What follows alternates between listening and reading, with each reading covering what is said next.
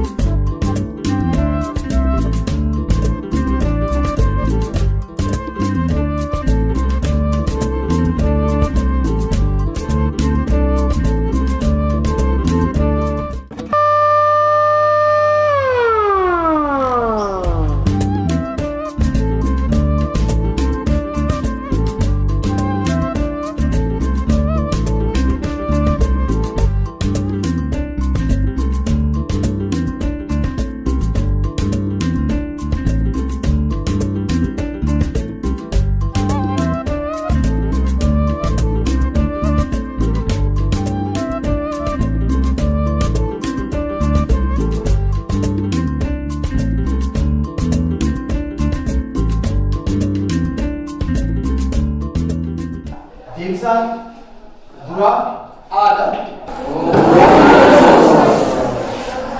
Lammaffaan caala.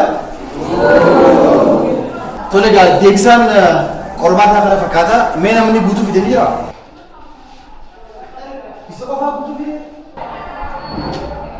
Barnoonni isin barsiisaa jiru isin galuutti hin jiru jechuudha egaa.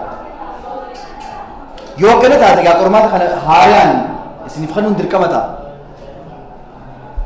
Tanaafu void godheetiin jira kana guyyaa akka har'aatiif qixa sirreedhaatiin qormaata keessan akka baataniif likkitti qooddaa kottaa. Walii galee?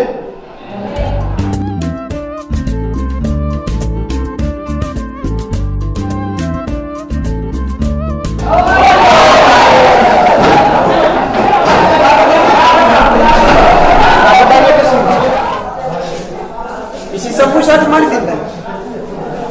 Akkuma isaanii daree keessa teessanii baratanii kun badii kasaa qofaa miti jechuudha.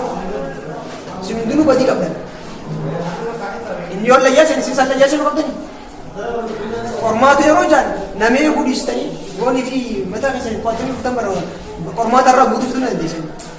Ha dabre han layyaase ta'ee jirtan. Barsiisaa qormaata jira jiraan. Akkasii torbaan guyyaa qormaata itti aanuuf qo'addaa qotaa isin hundinuu namee gochuun hin barbaachisu. What do you feel like?